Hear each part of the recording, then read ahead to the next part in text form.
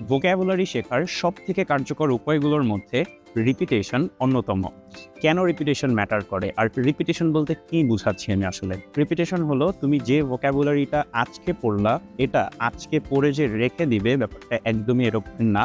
এটাকে তুমি 3 দিন পরে অথবা 1 সপ্তাহ পরে বা 1 মাস পরে আবার তোমাকে দেখতেই হবে, যদি ওই ভোক্যাবুলারিটাকে তুমি কি লং টার্মে নিতে চাও।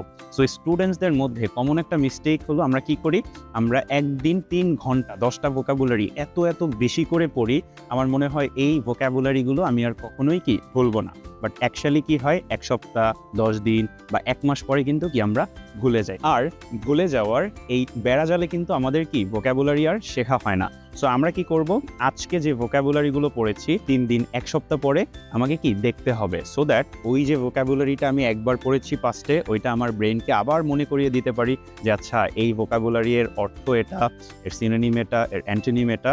সো আমি যখন আমার ব্রেনকে বারবার সিগন্যাল দিব, তখন কিন্তু আমার ব্রেন কি লং টার্মে ওই ভোক্যাবুলারিটাকে নিয়ে যাবে। তো এই যে রিপিটেশন, এর কিন্তু একটা সিস্টেম তোমার নিজেকেই বিল্ড করতে হবে।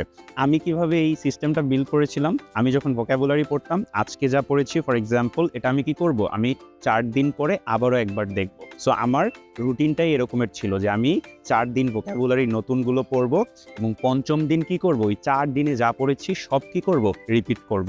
আবার যখন আমি 6ষ্ঠ দিন থেকে শুরু করব নতুন ভোক্যাবুলারিগুলো, ওইটা আবার 4 দিন দেখব।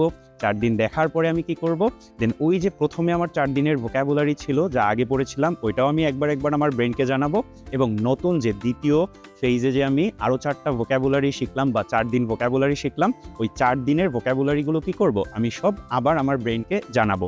সো এই ওয়েতে যদি তোমরা একটু কনসিস্টেন্সি বজায় রেখে প্রত্যেকটা দিন রিপিটেশন করতে পারো ভোক্যাবুলারিগুলো, আমি 100% বিশ্বাস করি যে ভোক্যাবুলারি তুমি খুব সহজেই মনে রাখতে পারবে এবং তাদেরকে কি সেন্টেন্সে ব্যবহার করতে পারবে। সো আমাদের ভোক্যাবুলারি শেখার সবথেকে গুরুত্বপূর্ণ 8টি উপায়ের দ্বিতীয়টি ছিল আজকে। ভোক্যাবুলারি শেখার তৃতীয় কার্যকর উপায়টি সবার আগে দেখতে এখনই ফলো করতে হবে আমার একাডেমিকে।